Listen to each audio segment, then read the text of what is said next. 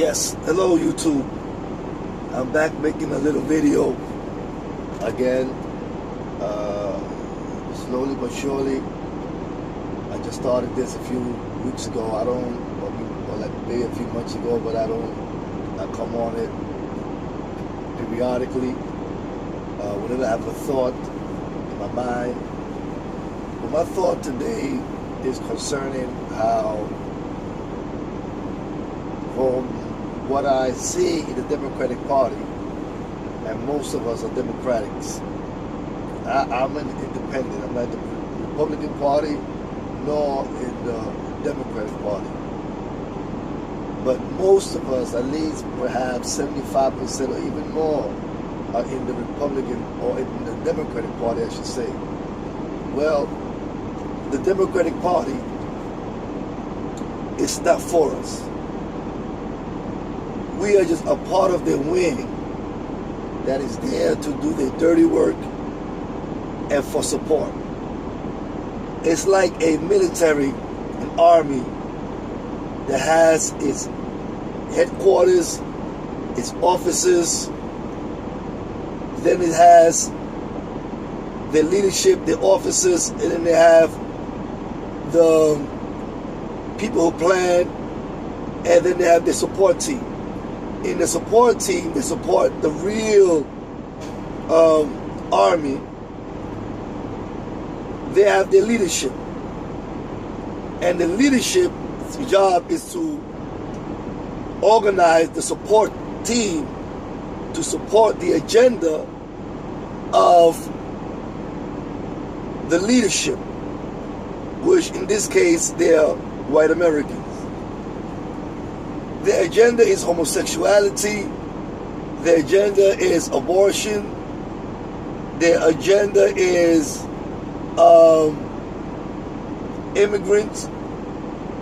The agenda is dealing with immigrants that they classify as whites, while blacks are the support team that supports all their agendas,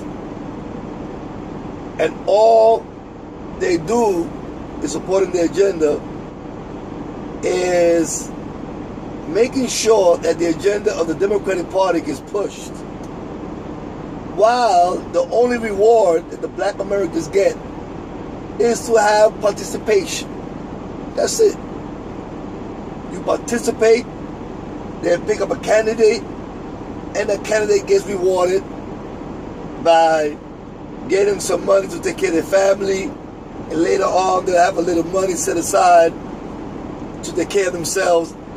But as far as the agenda of the black community is non-void. It is a no, they're not for us.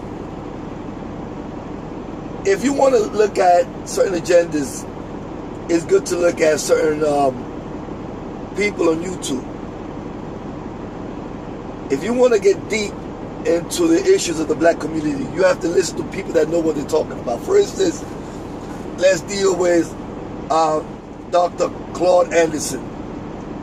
Dr. Claude Anderson. Then we're dealing also with Dr. Boyd Watson. Dr. Claude Anderson had been experienced for 50 years dealing with politics. He knows the insides and out because he's the one that put Jimmy Carter into office and many other top politicians, so he knows what he's doing. Then Dr. Boyd Watson, he himself was the first black man that got an economic degree, so he knows about economics. Now, there is a difference between being an expert that only benefits the European civilization or the European powers, and the only benefit you get out of it is that you get a good check for you and your family. And then there's a difference where you become like that they are. They benefit their people, and then when you are able to benefit your people, that's when your education and your experience it's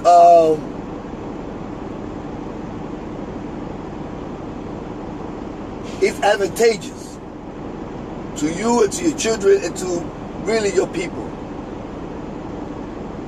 It's also Phil News. There's another guy called PHIL News. The guy is very informative. And all of these people have one thing in common. They're strongly for the unification and the advancement of black people. Because as you realize, every group has people fighting for them. Every group has representative. We are the only people that have leadership that don't represent us. We are taxed without representation, taxation without representation. So we are a people that have no representation, none at all. Because when everybody goes into office, they go for something called quid pro quo. That means if I vote for you, if I support you, then you have to do for me. One hand washes the other. I give you what you want if you give me what I want. This is what I have to offer, and I give it to you if you give me what I need. But we're the only people that do not use quid pro quo. We don't use it. Every time you see a politician, a black politician, the first thing he talk about is people of color. What is people of color? People of color, there's 75% of the world population, really 95% of the world population is people of color. In America, you got, and none of those people of color really care nothing about our issue. As a matter of fact, they stay away from our issue.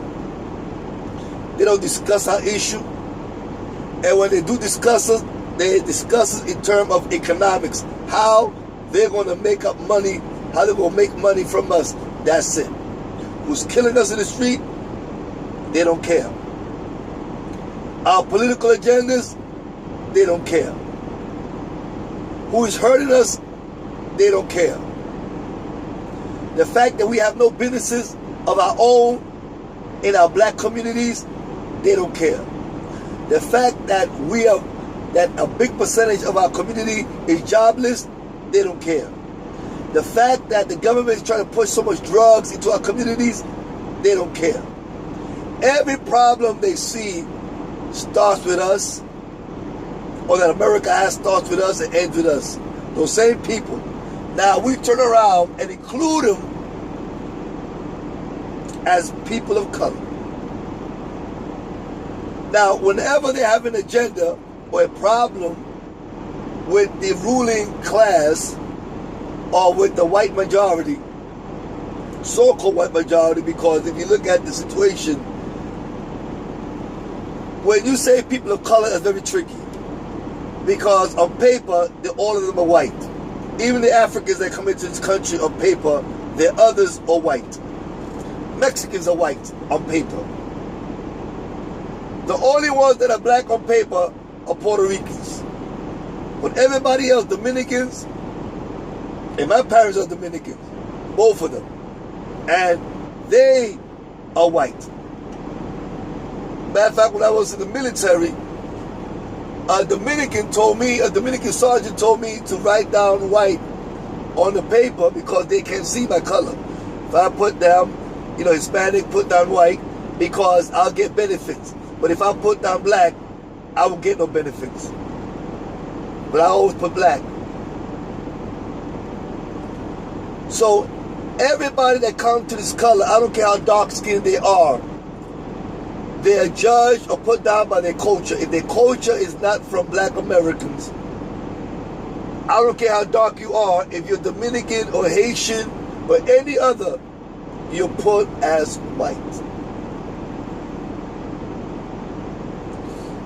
So, but whenever they have a problem,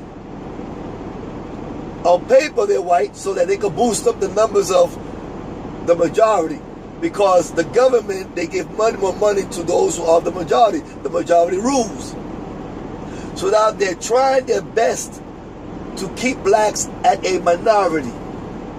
Now I'm going to hit on that point, minority. They're doing their best to keep whites as the majority and blacks as the minority. And they're manipulating the numbers. And how they do that? By allowing the Mexicans and many other immigrants that come to this country who are not white to be classified as white. And many of the immigrants that come to this country classify themselves as white. Many because they believe they're white, and others just for political reasons. They know they're not white. If you ask them, they'll tell you, oh no, I ain't white. Somebody will tell you, oh, I'm Native American, and many will tell you, no, I'm black. But on paper, for political reasons, they won't be white. So you always going to be pushed to be the minority. That's another language or word that is very powerful, minority. And for some particular reason, that word minority is very outdated because that's used to keep you in the sense of in the corner where you don't count. You're the minority. People of color. White women are people of color. Chinese are people of color. Arabs are people of color. Even white women are people of color. So now, everything that belongs to blacks, Americans, to black people, to us,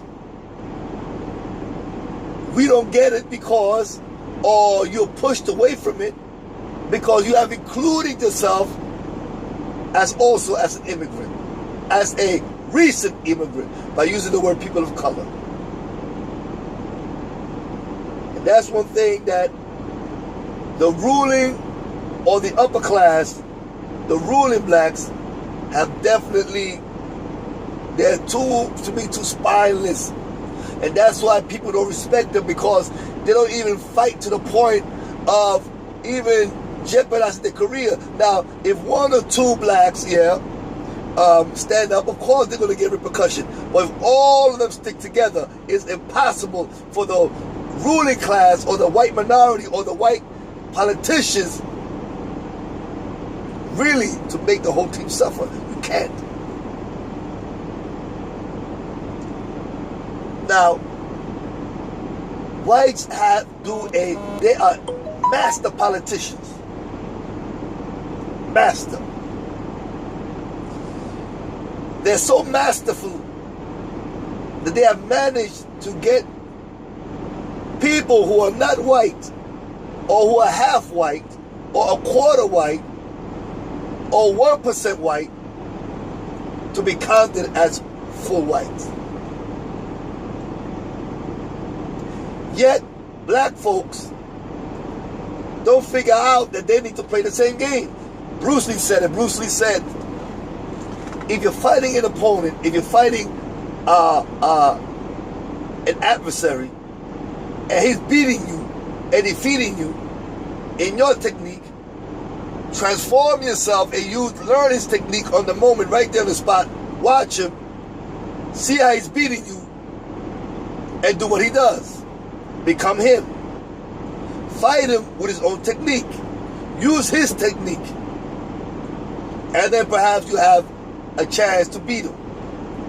But we're not like that. We are hard-headed.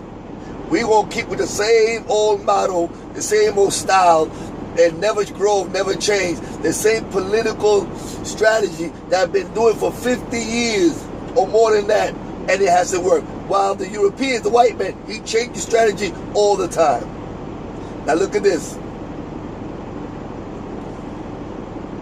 Since they like to boost their numbers by claiming people and convincing them people to mark themselves as white just for the political advantage.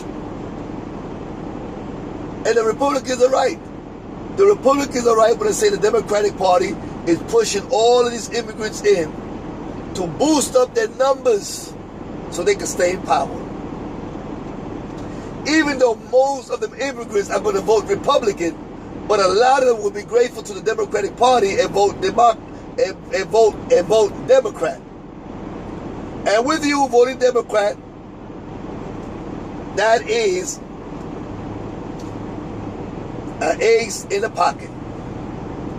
Now, blacks ought to be able to hate being the minority and stop seeing themselves as the minority and embrace other black people that come from the Caribbean, from Africa, from Brazil, and every other, and welcome them in. If you can welcome white immigrants